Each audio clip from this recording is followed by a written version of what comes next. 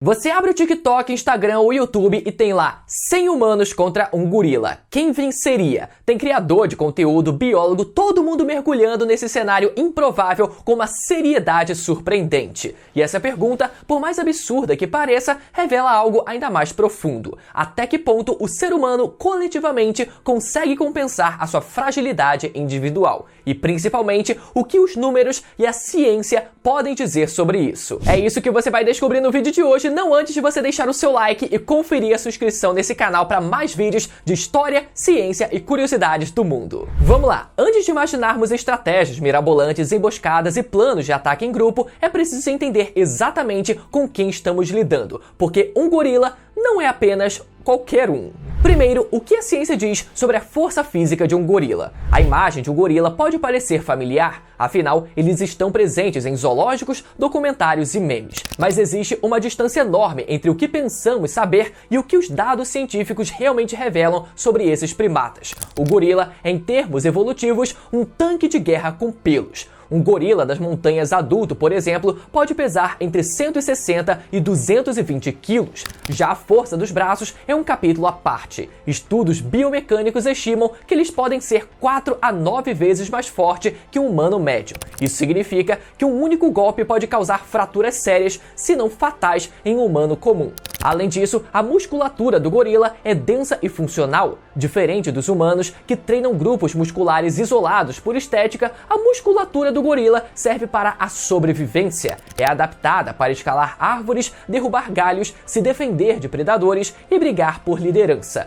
Cada músculo responde à necessidade direta de poder físico bruto. Já a mordida também assusta, mais de 1.300 PSI, que são as libras por polegada quadrada, mais forte que a de grandes felinos como leões ou tigres. Para comparação, a mordida humana gira em torno de apenas 160 PSI, ou seja, o gorila pode atravessar ossos com facilidade, algo relevante quando se imagina uma luta corpo a corpo com dezenas de outras pessoas. Já um outro fator importante, resistência ao impacto. Estudos com grandes primatas em cativeiro mostram que o corpo de um gorila absorve pancadas com muito mais eficiência que o de um humano. Suas costelas são mais grossas, os músculos abdominais mais densos e o crânio mais espesso. Um soco ou chute humano, mesmo em grupo, teria pouco efeito imediato sem armas ou ferramentas. Mas talvez o dado mais importante seja o comportamento. Gorilas são animais pacíficos por natureza, são territorialistas sim e têm demonstrações impressionantes de intimidação, como batidas no peito e gritos, mas ataques mortais são raros. Ainda assim, quando ameaçados, são absolutamente letais. Casos documentados de gorilas atacando em situações extremas mostram uma velocidade explosiva, controle do ambiente e precisão devastadora. Agora imagine isso contra uma centena de humanos comuns, sem armas e sem liderança. Ainda parece justo? Segundo, o que 100 humanos realmente podem fazer juntos? Na teoria, parece muito simples. Se um gorila é forte, 100 humanos juntos devem ser mais fortes. Mas a realidade, como a ciência nos mostra, não funciona dessa forma. Força não é apenas uma questão de quantidade, é também de coordenação, motivação e estrutura. E é aí que as coisas começam a complicar para o time dos humanos. Um humano adulto médio tem em repouso uma força de preensão, que significa a força de apertar algo com as mãos entre 30 e 50 quilos. Se considerarmos 100 adultos comuns com cerca de 70 quilos cada um, temos 7 toneladas de peso corporal. Isso é muita massa. Em tese, se todos pulassem ao mesmo tempo sobre o gorila, ele não teria como escapar. Mas é aí que vem a primeira barreira, a coordenação. Diferente de um time de futebol ou de uma tropa militar treinada, 100 pessoas comuns não têm experiência em agir como uma unidade. Elas se atrapalham, tropeçam, têm medo e hesitam. Estudos sobre comportamento em massa mostram que, em situações de estresse ou ameaça, o pânico é mais comum do que a união. O instinto de sobrevivência fala mais alto e a maioria prefere fugir do que enfrentar uma criatura que parece saindo direto da selva de um pesadelo. Outro ponto crucial, o espaço. 100 pessoas precisam de um lugar grande o bastante para se mover, cercar e atacar. Se o ambiente for aberto demais, o gorila pode fugir ou usar a distância a seu favor. Se for fechado demais, a desorganização se intensifica. No ambiente controlado, digamos numa arena, os humanos podem tentar estratégias de contenção, mas isso exige liderança e planejamento. Sem isso, o grupo vira uma multidão barulhenta e ineficaz. Mas e se organizarmos esses humanos? A ciência diz que o ser humano é sim uma das criaturas mais adaptáveis do planeta. Somos fracos sozinhos, mas letais em grupos organizados. Se entre esses 100 indivíduos houver pessoas com conhecimento de combate corpo a corpo, atletas, líderes, talvez um plano funcione. Por exemplo, 20 pessoas distraem o gorila, enquanto 30 se posicionam para empurrá-lo e os outros tentam imobilizar os seus membros com cordas ou o próprio peso corporal. Ainda assim, mesmo com organização, existe um obstáculo: a moral.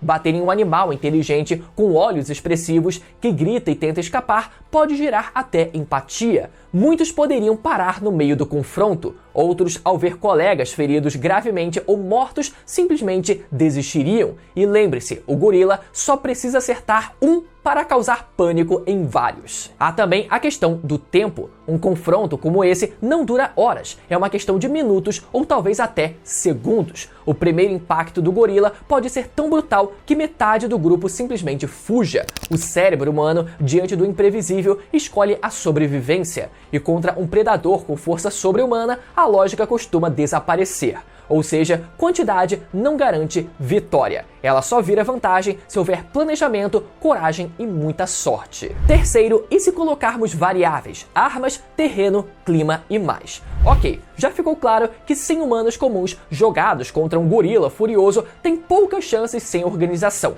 Mas e se começarmos a mudar as regras do jogo? E se colocarmos armas improvisadas? E se o terreno dificultar os movimentos do gorila? Será que a balança começa a pender para o lado humano? Vamos então por partes. Primeiro, armas improvisadas. Vamos imaginar que os humanos tenham acesso a objetos simples: bastões de madeira, pedaços de metal, pedras afiadas, talvez até redes ou cordas. Nada letal de imediato, mas o suficiente para causar dor, distração ou desequilíbrio. Nesse cenário, a vantagem começa a mudar e bastante. De acordo com estudos sobre primatas e dor, até animais extremamente fortes evitam combates quando percebem riscos de lesão. Um golpe bem dado na perna, uma pancada repetida na cabeça, isso pode fazer o gorila hesitar, fugir ou até cair. Agora considere isso multiplicado por dezenas de pessoas. Enquanto alguns distraem, outros atacam. Não é mais uma questão de força bruta, mas de inteligência prática. Aquilo que fez o ser humano dominar o planeta. Segundo biólogos evolucionistas, a nossa vantagem como espécie sempre foi saber usar ferramentas. Se mesmo algo tão rudimentar como uma lança curta entrar em cena, o jogo vira completamente. Segundo, terreno. Imagine uma arena aberta sem obstáculos. É o paraíso para o gorila. Ele corre, salta, investe com a força de um trator. Mas e se o terreno for cheio de obstáculos? Árvores, entulhos, paredes estreitas. Quanto mais espaço limitado, mais difícil fica para o gorila se mover livremente. E isso dá tempo para os humanos planejarem, cercarem, atacarem de forma coordenada. Ambientes urbanos, como galpões ou becos, mudam completamente essa dinâmica. Inclusive, pesquisadores de comportamento animal afirmam que grandes primatas não se dão bem em espaços confinados sob estresse. O gorila pode se sentir acuado e agir com mais violência ou ficar desorientado e vulnerável. Terceiro, clima. Pode parecer detalhe, mas o clima influencia e muito. Um dia de calor extremo acelera a fadiga tanto do gorila quanto dos humanos. Porém, os humanos suam e se resfriam melhor do que quase todos os animais. Já o gorila, com seu corpo coberto de pelos e alta massa muscular, superaquece rápido. Isso pode deixá-lo mais lento, irritado e até mais fácil de conter após minutos de confronto. Em contrapartida, em um ambiente frio, o gorila provavelmente se manteria mais ativo por mais tempo. E quarto, psicologia do confronto. Se um gorila vê 100 humanos gritando, agitando armas e avançando em grupo, existe uma chance, por menor que seja, de ele recuar ou hesitar. Primatas têm consciência de perigo. Já foram registrados casos de gorilas recuando diante de grupos humanos, fazendo barulho ou agindo de maneira agressiva, mesmo sem ataque direto. O medo funciona dos dois lados. O resultado, então, depende das variáveis. Se for em um campo aberto, humanos desorganizados e sem ferramentas, vitória do gorila com baixas devastadoras. Se for um ambiente controlado, com armas improvisadas e uma estratégia básica, as chances dos humanos aumentam e muito. Já com tempo, ferramentas e liderança, a balança vira completamente. A ciência nos diz que mesmo os maiores predadores perdem diante da inteligência coletiva. Ou seja, o desfecho desse confronto depende inteiramente das condições. Se for um embate direto, no improviso e no susto, o gorila tem boas chances de sair vitorioso ou pelo menos levar muitos com ele. Mas conforme vamos adicionando variáveis, planejamento, organização, obstáculos e armas improvisadas, os humanos começam a mostrar por que são os predadores mais perigosos do planeta. E aí, ficou até o final e gostou desse vídeo? Então lembra novamente de deixar o seu like e conferir a sua inscrição para mais vídeos de história, ciência e curiosidades do mundo. Vejo vocês no próximo capítulo da nossa história.